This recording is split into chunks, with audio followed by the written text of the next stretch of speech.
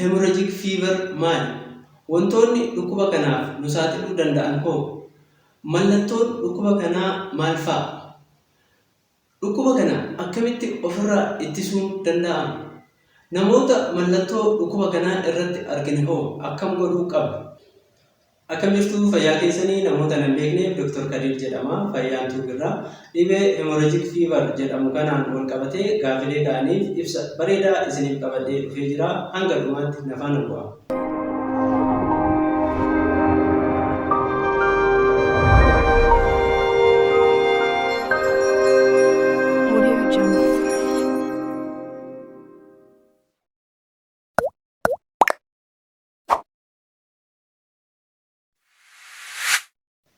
Dhukkubni hemorrhagic fever jedhamu kun dhibee hamaa hanga lubbuu namaa baasutti gahudha.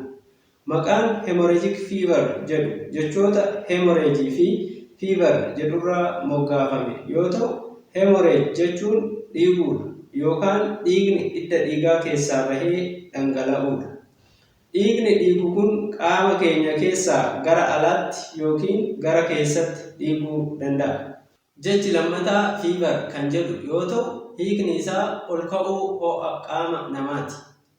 Kanaafuu dhukkubni hemorrhagic fever jedhamu kun qaama keenya ni dhiigsas ni ho'isas jechuudha.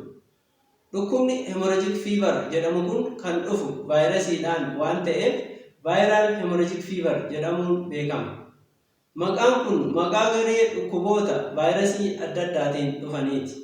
Vaayirasoonni dhukkuba hemorrhagic fever jedhamu kana fidan Marburg virus, Ebola virus, Hanta virus, Crimean Congo virus, Rift Valley fever virus, Lujo virus fi Lassa virus jedhamu. Vaayirasoota kanneen keessaa kan yeroo ammaa viral hemorrhagic fever biyya keenya keessatti mul'ate kana kan fide isa Marburg virus jedhamu kan jechuudha. Kanaafuu dhukkubni yeroo ammaa biyya keenya keessatti mul'ate kun dhibee vaayirasii Marburg yookiin isa Marburg virus disease jedhamu kan jechuudha. Vaayirasiin kun akkuma vaayirasii Ebola maatii vaayirasii Floriviridae jedhamu keessatti ramadama.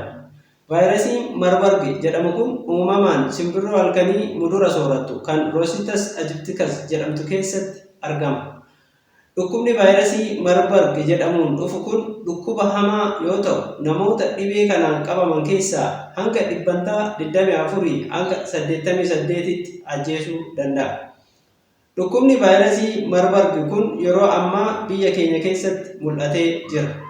Qorichis ta'ee talaalliin dhukkuba kanaaf mirkanaa'e hanga ammaatti hin jiru. Yaalli mana yaalatti godhamus yaala gargaarsaa qofa. Kanaafuu ammeenya dhukkuba kanaa hubattanii ofii fi maatii keessan dhukkuba kanarraa baraaruuf odeeffannoo kana hanga dhumaatti hordofaa. Namoonni maatii fayyaan tuubii hin taane yoo jiraattan immoo asumaan yuutuubii koo kana sabskiraayib godhuudhaan odeeffannoo fayyaa babbareedaa bakkuma jirtanitti argadhaa. Odeeffannoo waa'ee viral hemorrhagic fever kun immoo namoota hedduu fayyaduu danda'a waan ta'eef namoota beektan hundaaf sheer gochuu hin dagatinaa.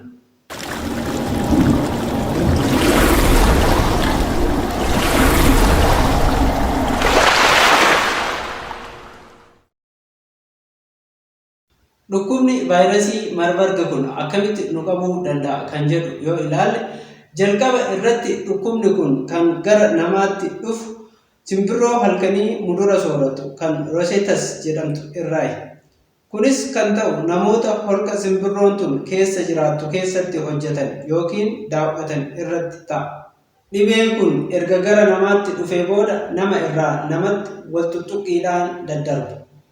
Kan daddarbus dhiigaa fi dhangala'aa qaamaa kan akka fincaanii, haqqee, bobbaa, gorora, aannan harmaa, dhangala'aa qaama saala dhiiraa isa semen jedhamuu fi dhangala'aa sirnaan garsuu keessaa bahu tuttuquudhaan daddarba.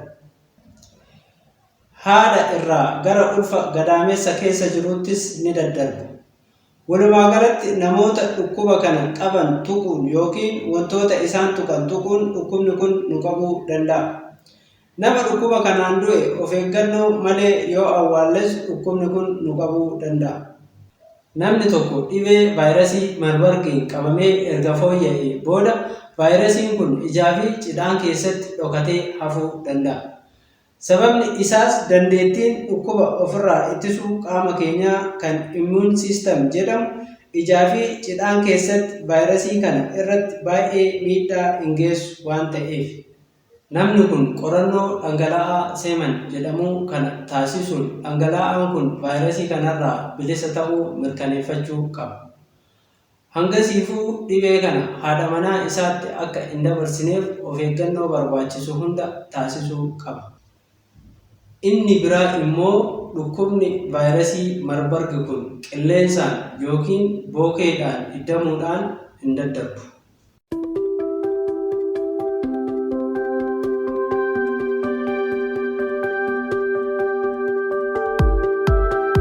Wantoota dhukkuba kanaaf nu saaxiluu danda'an yoo ilaalle immoo holqa simbirroon halkanii jirtu keessaa albuuda baasuu, holqa kana daawwachuu, namoota mallattoo dhukkuba kanaa qaban tuttuquu, ogeessi fayyaa of eeggannoo barbaachisu osoo hin godhin dhukkubsataa dhibee kana qabu yaaluu, ogeessi aadaa dhukkubsataa kana yaaluu, nama dhukkuba kanaan du'e of eeggannoo malee baachuu fi awwaaluu fa'a. Mallattoo dhukkuba vaayirasii marbarg yoo ilaalle immoo dhukkubni kun nama tokko qabee mallattoo mul'isuuf guyyoota 2 hanga 21tti turuu danda'a. Dhukkubni kun mallattoo mul'isuu yeroo jalqabetti mallattoolee akka ho'a qaamaa ol ka'aa, dhukkubbii mataa cimaa, dhukkubbii maashaa, dhukkubbii garaa, baasaa yookiin garaa kaasaa, lolloojjessuu fi akkisiisuu, qaamni keenya dhiiguu, dhiigni kunis funyaaniin, afaaniin, fincaan waliin, bobbaa waliinii fi gogaa irratti mul'achuu danda'a. Garuu namoonni mallattoo kanneen qaban hundi dhukkuba vaayirasii marbarg qaban jechuu miti. Mallattoon kunniin dhukkuboota kanneen biroo irrattis ni mul'atu. Haa ta'u malee namni mallattoon kunniin irratti mul'ate shakkamaadha waan ta'eef namoota kanneen biroo irraa addaan ba'ee qorannoo godhamuufii qaba. Qorannoowwan dhukkuba vaayirasii marbarg mirkaneessuuf godhaman kunniin fayyaa keessatti reverse transcriptase polymerase chain reaction assay, immunoglobulin G and the immunoglobulin M antibodies with enzyme linked immunosorbent assay, virus isolation by cell culture, antigen detection test kanneen jedhamanidha. Kanaafuu namni tokko dhukkuba vaayirasii marbarg qaba jennee kan mirkaneessinu qorannoowwan kanneen hojjechuudhaan jechuudha. Dhukkuba vaayirasii marbarg kana akkamitti ofirraa ittisuun danda'ama kan jedhu yoo ilaalle dhukkubni kun qorichas ta'ee talaallii isaaf jedhamee mirkanaa'e hin qabu. Kanaafuu wanti guddaan nuti gochuu dandeenyu dhukkubni kun akka nu hin qabne of eeggannoo gochuudha. Kana gochuuf dhiigaa fi dhangala'aa qaamaa nama dhukkuba kanaan qabame tuttuquu dhiisuu, dhangala'aa qaama saalaa dhiiraa semen jedhamu kan namoota dhukkuba kanaan qabamanii fayyanii irraa fagaachuu. Namni kun yeroo walqunnamtii saalaa of eeggannoo gochuu qaba. Fakkeenyaaf kondomii fayyadamuu qaba. Kun kan ta'u hanga qorannoon vaayirasii marbarg irraa qulqullaa'uun isaa mirkanaa'utti. Meeshaalees ta'ee uffata dhiigaa fi dhangala'aa qaamaa dhukkubsataa kanaan faalame tuttuquu dhiisuu, simbirroo halkanii tuttuquu dhiisuu yookiin holqa isiin keessa jiraattu irraa fagaachuu, sirna awwaalcha nama dhukkuba vaayirasii marbargiin du'ee irratti of eeggannoo taasisuu. Nama mallattoo dhukkuba kanaa qabu yoo argine maal gochuu qabna kan jedhu yoo ilaalle of eeggannoo ibsame kana fayyadamuudhaan nama kana daddafnee gara mana yaalaatti fiduu qabna. Mana yaalaatti namoota nama kana waliin tuttuqqii qaban namoota kanneen biroo irraa addaan baafnee yoo xiqqaate guyyoota 21f hordofuu qabna. Dhukkubsataa dhukkuba kanaan qabameef gargaarsa barbaachisu hunda gochuu qabna. Ogeessi fayyaa yeroo dhukkubsataa kana yaalu of eeggannoo barbaachisu hunda gochuu qaba. Dhukkuba bifa weeraraatiin ka'u to'achuuf hirmaannaan hawaasa biyya keenyaa hundi barbaachisaa ta'uu hubattanii akka yeroo vaayirasii koronaa sanitti tokkummaan dhukkubni kun akka biyya keessa hin tatamsaane akka gootan abdachaa waan hanga ammaa na waliin turtaniif galatoomaa isiniin jedha. Odeeffannoo fayyaa babbareeda argachuuf yuutuubii koo kana sabskiraayib gochuun mallattoo bilbilaa kana tuqaa. Odeeffannoo kanas namoota hedduuf sheer gochuu hin dagatinaa. Gaaffii fi yaada qabdan komentii irra naaf kaa'aa isiniin jedha. Fayyaa ta'aa.